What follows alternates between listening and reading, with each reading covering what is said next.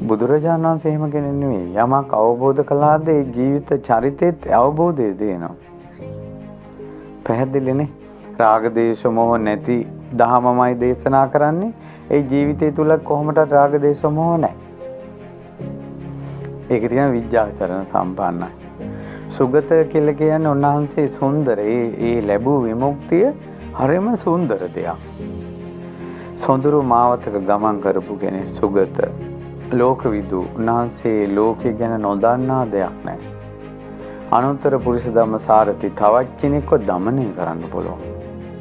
සත්තා දේව මනුසානන් මිනිසු විතරක් නෙවෙයි දෙවියෝ පවා ජීවිතේ තේරුම් ගන්නේ බුදුරජාන් වහන්සේ නිසා.